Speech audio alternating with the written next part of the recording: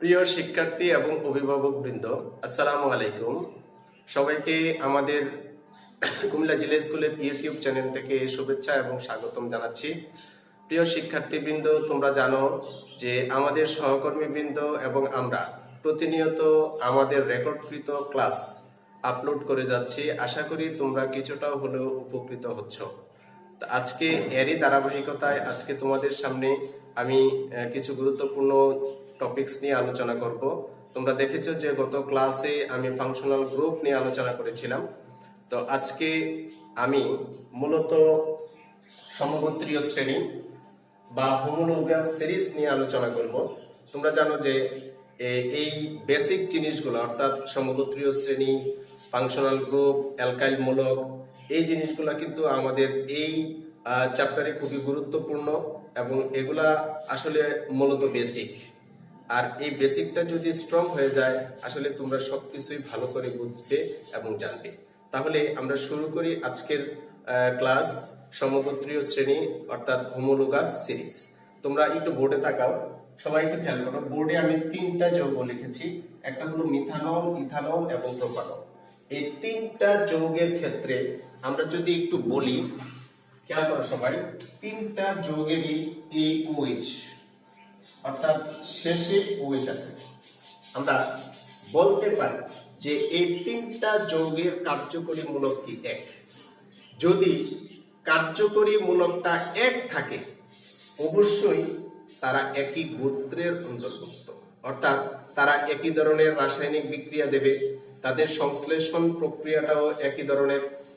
তাহলে এই 3টা জৈব আমরা দেখাইলাম যে 3টা যৌগ মিথানল, ইথানল এবং প্রোপানল, এই 3টা যৌগকে আমরা সমগোত্রীয় শ্রেণী বলতে পারি এবং এরা একে অপরের সমগোত্রক। তাহলে আমরা এখান থেকে সমগোত্রীয় শ্রেণী বা হোমোলোগাস সিরিজের সংজ্ঞা দিতে পারি। তাহলে আমরা বলতে পারি যে একই কার্যকরী মূলক বিশিষ্ট এবং একই ধরনের ধর্ম বিশিষ্ট জৈব যৌগ সমূহকে একত্রে বলা হয় কি সমগোত্রীয় শ্রেণী। আমি আবার বলছি যে একই কার্যকরী মূলক বিশিষ্ট এবং একই ধরনের ধর্ম বিশিষ্ট জৈব যৌগ সমূহকে একত্রে সমগোত্রীয় শ্রেণী বলা হয়। আমরা এই 3টা যৌগকে সমগোত্রীয় শ্রেণী বলতে পারি কারণ এই 3টা যৌগেরই কার্যকরী মূলক এক। অর্থাৎ সমগোত্রীয় শ্রেণী নির্ভর করে তোমার কিসের উপর? কার্যকরী মূলকের উপর। কার্যকরী মূলকটা যদি একই হয় তাহলে সমগোত্রীয় শ্রেণীটাও তোমার একই হবে। তাহলে আমরা বলতে পারি এই 3টা যৌগই হচ্ছে তোমার কি অ্যালকোহল, কারণ অ্যালকোহলের কার্যকরী মূলক হচ্ছে OH। তাহলে এই সমগোত্রীয় শ্রেণীর কিছু সাধারণ বৈশিষ্ট্য আছে, যে বৈশিষ্ট্যগুলা যদি তারা মানে তারা সমগোত্রীয় শ্রেণী হবে। তাহলে এই বৈশিষ্ট্যগুলো নিয়ে আমরা এখন আলোচনা করব। সবাই একটু মনোযোগ দেই। বৈশিষ্ট্য এক নম্বরে একটা বৈশিষ্ট্য হচ্ছে একটি সাধারণ আণবিক সংকেত থাকবে, অর্থাৎ প্রত্যেকটা একই সমগোত্রীয় শ্রেণীর একটি সাধারণ আণবিক সংকেত থাকবে। আমরা উদাহরণ হিসেবে যদি বলি, যেমন CnH +2, এটা একটা গোত্রের অর্থাৎ সমগোত্রীয় শ্রেণীর একটা সাধারণ নাম, অর্থাৎ এটা অ্যালকেনের একটা সাধারণ নাম। অ্যালকেনের সাধারণ সংকেত হচ্ছে CnH +2। এই সূত্রটা যারা মানবে তারা সবাই কি অ্যালকেন। তাহলে আমরা বলতে পারি একটি সাধারণ আণবিক সংকেত থাকবে। সমগোত্রীয় শ্রেণী হইতে হলে তাদের একটা সাধারণ আণবিক সংকেত থাকবে। আমরা যদি একটা উদাহরণ বলি যে আমরা সবাই মানুষ, আমাদের একটা সাধারণ নাম হচ্ছে আমরা কি সবাই মানুষ, কিন্তু আমাদের পার্সোনালি নাম সেটা ভিন্ন। তারপরে সাধারণ সংকেত যদি আমি বলি আমরা সবাই কিন্তু মানুষ। তারপরে এখান থেকে ক্লাসিফিকেশন করা যায় যে আমরা কোন কোন গোত্রের, যেমন কারো কারো নামে চৌধুরী আছে, কারো কারো নামে খন্দকার আছে, এটা আলাদা শ্রেণী বিভাগ। তাহলে খন্দকার যাদের নামের শেষে অথবা প্রথমে আছে তারা একই গোত্রের, অর্থাৎ তারা একই সমগোত্রীয় শ্রেণীর। তাহলে আমরা বুঝতে পারছি যে একটা সাধারণ আণবিক সংকেত থাকবে, প্রত্যেকটা সমগোত্রীয় শ্রেণীর একটা সাধারণ আণবিক সংকেত থাকবে। আচ্ছা, এবার আমরা 2 নম্বর বৈশিষ্ট্য যাচ্ছি যে প্রতিটি সদস্যের মধ্যে CH2 পার্থক্য বিদ্যমান। আমরা উপরোক্ত তিনটা যৌগ যদি একটু খেয়াল করি তাহলে জিনিসটা ক্লিয়ার হয়ে যাবে। দেখো প্রথম যৌগটাতে অর্থাৎ মিথানল যৌগে CH3OH আছে, কিন্তু দ্বিতীয় যৌগে ইথানল যৌগে CH3CH2OH আছে। অর্থাৎ প্রথম যৌগ থেকে দ্বিতীয় যৌগের পার্থক্য হলো CH2। এরপরে দ্বিতীয় যৌগ থেকে আবার তৃতীয় যৌগে যদি আমরা যাই, তৃতীয় যৌগে একটা CH2 বেশি আছে। তার মানে বাম থেকে আমি যদি ডান দিকে যাই অথবা ডান থেকে বাম দিকে যাই, যে কোনো দিকে যাই না কেন প্রত্যেকটা যৌগের পার্থক্য হচ্ছে তোমার কি CH2। তাহলে আমরা বলতে পারি প্রতিটি সদস্যের মধ্যে CH2 পার্থক্য বিদ্যমান, অর্থাৎ CH2 মূলকের পার্থক্য বিদ্যমান। এটা সমগোত্রীয় শ্রেণীর একটা বৈশিষ্ট্য। এই বৈশিষ্ট্যটা যদি মানে তাহলে সে কি হবে? সমগোত্রীয় শ্রেণী হবে। আচ্ছা, এবার আমরা 3 নাম্বার বৈশিষ্ট্যে যাব, সকল সদস্যের রাসায়নিক বিক্রিয়া এক। অর্থাৎ এই জিনিসটা আমি কার্যকরী মূলকের সময় বলছিলাম যে একটু খেয়াল করো, মিথানল, ইথানল এবং প্রোপানল। মিথানল যে বিক্রিয়াটা দেবে প্রোপানলও ঠিক তার সেম বিক্রিয়াটা দেবে, এবং ইথানলও তার সেম বিক্রিয়াটাই দেবে। যদিও এখানে CH2 এর পার্থক্য থাকতে পারে বা চেইনের পার্থক্য থাকতে পারে, কিন্তু মূল বিক্রিয়াটা কিন্তু একই হবে। তাহলে আমরা বলতে পারি সকল সদস্যের রাসায়নিক বিক্রিয়া একই হবে। আর 4 নাম্বার হলো ভৌত ধর্ম ক্রমান্বয়ে পরিবর্তিত হয়। অর্থাৎ এদের সকল সদস্য অর্থাৎ সমগোত্রীয় শ্রেণীর যতগুলা সদস্য আছে সকল সদস্যের ভৌত ধর্মটা ক্রমান্বয়ে একই দিকে পরিবর্তিত হয়। অর্থাৎ অ্যালকেন সমূহের ক্ষেত্রে গলনাঙ্ক এবং স্ফুটনাঙ্ক আণবিক ভর বৃদ্ধির সাথে সাথে বাড়বে। অর্থাৎ আণবিক ভরটা যত বাড়বে তাদের গলনাঙ্ক এবং স্ফুটনাঙ্ক তত বৃদ্ধি পাবে। অর্থাৎ এখানে আমরা বলতে পারি যে ভৌত ধর্মটা ক্রমান্বয়ে পরিবর্তিত হয়, আস্তে আস্তে ক্রমান্বয়ে পরিবর্তিত হবে। আর সর্বশেষ যে বৈশিষ্ট্যটা আমাদের এখানে আছে যে সংশ্লেষণ পদ্ধতি সমূহ একই হবে। অর্থাৎ আমি মিথানলকে যে পদ্ধতিতে প্রস্তুতি করতে পারবো ইথানলকে ঠিক একই পদ্ধতিতে কি করতে পারবো? প্রস্তুত করতে পারবো।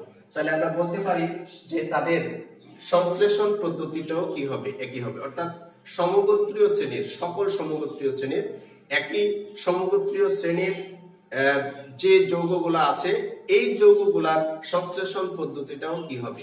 একই হবে। তাহলে আমার মনে হয় যে তোমরা মোটামুটি সমগোত্রীয় শ্রেণী সম্পর্কে সবাই একটু ক্লিয়ার। আমি আরেকটু বলি, সমগোত্রীয় শ্রেণীটার এবং কার্যকরী মূলকের সাথে কিছুটা কিন্তু রিলেশন আছে। কারণ কার্যকরী মূলকের উপর নির্ভর করে সমগোত্রীয় শ্রেণী। কারণ কার্যকরী মূলকটা যখন একই হবে তখন সমগোত্রীয় একই সমগোত্রীর হবে এবং এরা পরস্পরের সমগোত্র হবে। আচ্ছা, এবার আমরা কিছু বেসিক জিনিসে যাব। খেয়াল করো তোমরা, জৈব যৌগে নামকরণ অর্থাৎ জৈব যৌগে কোন একটা যৌগের নামকরণ আসলে কার্বন সংখ্যার উপর নির্ভর করে। কার্বন সংখ্যা 1 2 3 4 5 হলে জৈব যৌগের নামগুলা কেমন হবে অর্থাৎ মূল নামগুলা কেমন হবে সেটাই আমরা দেখাবো। একটু খেয়াল করো সবাই।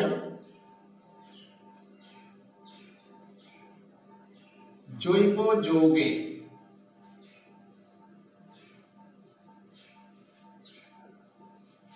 কার্বন সংখ্যা 1 হলে এটার মূল নামটা হয় মিথ। তারপর এখানে এন, ইন, আইন এভাবে যুক্ত হবে। তো পরবর্তীতে আমরা দেখাবো যে অ্যালকেন, অ্যালকিন, অ্যালকাইনের নামকরণগুলো কিভাবে হয়। এবার আমরা দেখি যে কার্বনের সংখ্যা 1 হলে মূল নাম মিথ, যদি কার্বনের সংখ্যা 2 হয় তাহলে ইথ, 3 হলে প্রোপ, 4 হলে বিউট, 5 হলে প্যান্ট। আমরা আশা করি বুঝতে পারছি। 6 হলে হেক্স। অর্থাৎ যদি কোনো জৈব যৌগে কার্বনের সংখ্যা 6টা থাকে তাহলে তার মূল নামটা হবে হেক্স। 7 হলে হেপ্ট, 8 হলে অক্ট, 9 হলে নন এবং 10 হলে মূল নামটা হবে ডেক। 10 হলে মূল নামটা হবে ডেক। এই জিনিসগুলা আসলে খুব ইম্পর্টেন্ট, কারণ এইটা যদি না জানো তাহলে তুমি নামকরণ কিন্তু করতে পারবে না। তাহলে এর পরবর্তীতে 11 হলে তোমরা তো জানোই যে আনডেকেন, ডোডেকেন এভাবে হবে নামকরণগুলা। তবে আমাদের আজকে 10 পর্যন্ত আমরা দেখাইলাম, অর্থাৎ 10 পর্যন্ত হলে মূল নামগুলা কি হবে। আচ্ছা, এরপরে আমরা একটা সাধারণ সংকেত দেখাবো, অর্থাৎ সমগোত্রীয় শ্রেণীতে আমরা পড়ালাম, আমরা বলছি যে সমগোত্রীয় শ্রেণী অর্থাৎ একই সমগোত্রীয় শ্রেণীর সাধারণ সংকেতটা একই হবে। তাহলে আমরা দেখি যে অ্যালকেনের সাধারণ সংকেতটা কি।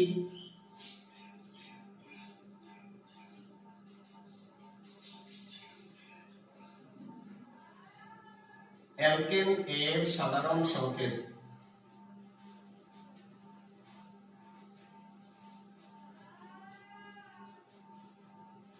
CnH +2। এখানে n = 1, 2, 3 ইত্যাদি পূর্ণ সংখ্যা।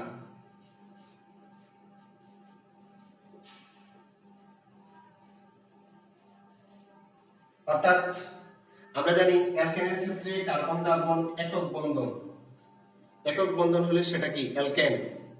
যেহেতু এখানে কার্বন কার্বন একক বন্ধন হলে আমাদের অ্যালকেন হবে, এজন্য এখানে n এর মানটা অর্থাৎ কার্বন সংখ্যা 1 থেকে শুরু হয়, অর্থাৎ কার্বনের সংখ্যা 1 থেকে শুরু করে পরবর্তীতে এটার নামকরণ করা হয়। এবার আমরা দেখাবো যে কার্বনের সংখ্যা যদি 1 হয় নামকরণটা কিভাবে আসে। সবাই একটু বোর্ডে তাকাও। দেখো, যদি n = 1 হয় তাহলে CnH +2 এই ফর্মুলাতে আমি যদি n এর মানটা 1 বসাই তাহলে H2 × 1 + 2, তাহলে এটা হয় CH4। আচ্ছা, এবার এই CH4 কার্বনের সংখ্যা যদি 1 থাকে তাহলে আমরা বলছি যে মূল নামটা হচ্ছে মিথ। মূল নামটা হচ্ছে কি মিথ। আর এখন যেহেতু এটা অ্যালকেন, অ্যালকেনের নামের শেষে ANE, এটা যদি আমি যোগ করি তাহলে এই যৌগটার নাম হয়ে যায় মিথেন। এই যৌগটার নাম কি হয়ে যায় মিথেন। তাহলে আমরা বুঝতে পারছি যে অ্যালকেনের নামকরণটা কিভাবে করতে হয়। এটা আশা করি ক্লিয়ার। আমরা আরেকটা যৌগ দেখাবো, তাহলে জিনিসটা আরো ক্লিয়ার হবে।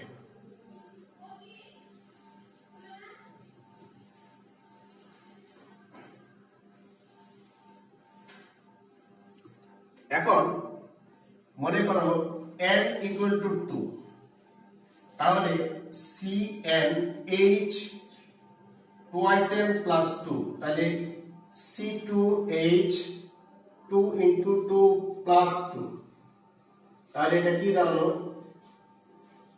C2H4 আর 2 6, C2H6।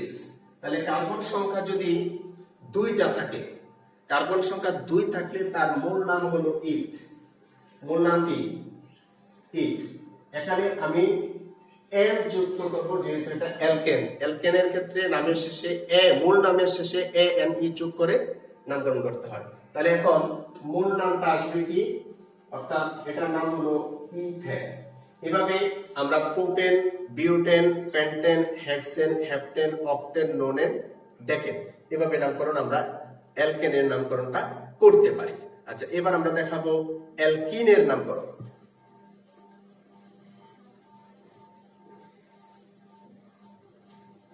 অ্যালকিনের সাধারণ সংকেত আমাদের আগে জানতে হবে। সাধারণ সংকেতটা তাহলে দেখো, অ্যালকিনের সাধারণ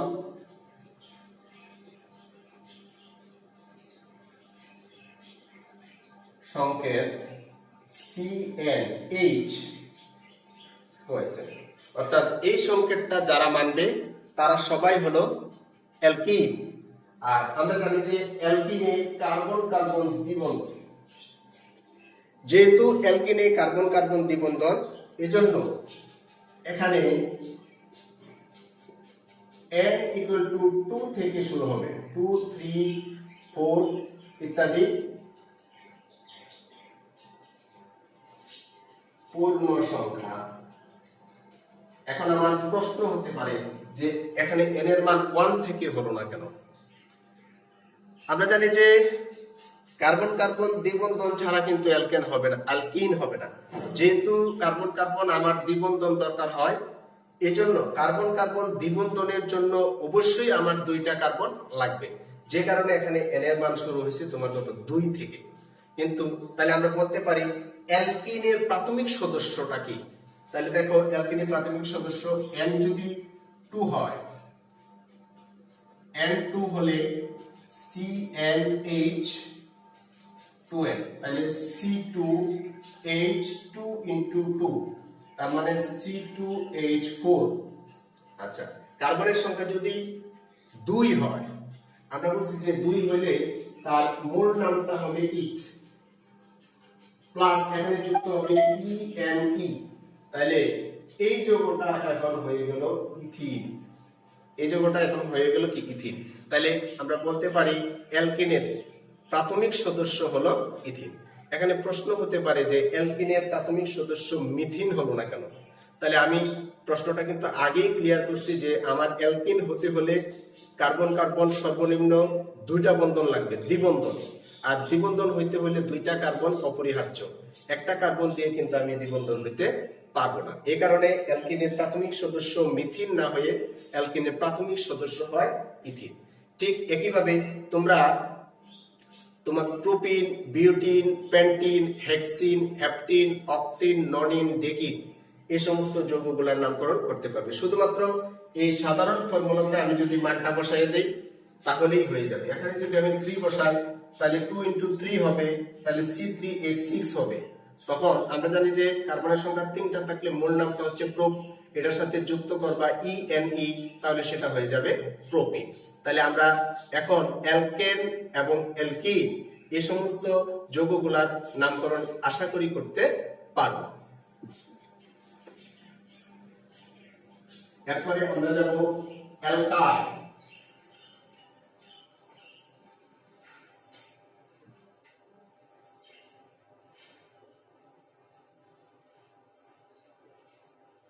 অ্যালকাইল এর সাধারণ সংকেত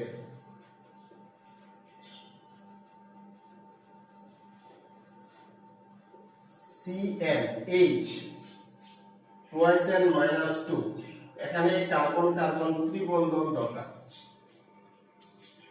অর্থাৎ CnH, 2n-2 এই সূত্রটা যারা মানবে তারা সবাই হচ্ছে অ্যালকাইল। এখানে n এর মান শুরু হবে 2 থেকে, অ্যালকিনের মতো। এখানে n equal to 2 3 4 অর্থাৎ ইত্যাদি পূর্ণ সংখ্যা। কারণ আমরা জানি যে অ্যালকাইল হইতে হলে কার্বন কার্বন ত্রিবন্ধন দরকার, আর কার্বন কার্বন ত্রিবন্ধনের জন্য আমার সর্বনিম্ন 2টা কার্বন হইলেই যথেষ্ট। এর পরবর্তীতে তো আরো কার্বন বাড়বেই, কিন্তু প্রাথমিক সদস্যটা যদি আমি বলি অ্যালকাইলের প্রাথমিক সদস্য, তাহলে n equal to যদি 2 হয় তাহলে CnH, 2n-2, একটু খেয়াল করো, তাহলে এখানে হবে C2H2 into 2 - 2, তাহলে এখানে কি দাঁড়ালো C2H2, C2H2। তাহলে কার্বনের সংখ্যা যদি 2 হয় তাহলে পুরো নামটা হচ্ছে ইথ, প্লাস অ্যালকাইলের YNE যুক্ত হলে এই যৌগটা হলো ইথাইল। তাহলে আমরা বলতে পারি অ্যালকাইলের প্রাথমিক সদস্য অর্থাৎ প্রথম সদস্য হচ্ছে তোমার কি ইথাইল। আমরা আশা করি যে আজকের সমগোত্রীয় শ্রেণী সবাই বুঝতে পেরেছো, এবং সমগোত্রীয় শ্রেণীর সাধারণ ফর্মুলা বা সাধারণ সংকেতের সাহায্যে কিভাবে যৌগগুলোকে আমরা বের করতে পারি বা কিভাবে যৌগগুলোকে আমরা চিনতে পারি। এই জিনিসগুলা আশা করি তোমাদের কাছে ক্লিয়ার হয়েছে। আর যদি কারো ক্লিয়ার না হয় তাহলে পরবর্তীতে তোমরা জানতে পারবে অথবা যোগাযোগ করে বুঝে নিবে। আর এখানে একটা জিনিস হলো যে আজকে ক্লাসে আমরা কার্যকরী মূলক নিয়ে গত ক্লাসে আমরা আলোচনা করেছিলাম এবং আজকে আমরা সমগোত্রীয় শ্রেণী নিয়ে আলোচনা করেছি। দুইটার মধ্যে একটু মিল আছে, কারণ কার্যকরী মূলক ছাড়া সমগোত্রীয় শ্রেণী হবে না, আবার সমগোত্রীয় শ্রেণীটাও কিন্তু কার্যকরী মূলকের উপর নির্ভরশীল। কারণ কার্যকরী মূলক একই হলে তারা একই সমগোত্রীয় শ্রেণীর হয়, তারা একই ধরনের রাসায়নিক বিক্রিয়া দেয়, তাদের সংশ্লেষণ পদ্ধতিগুলো একই রকম।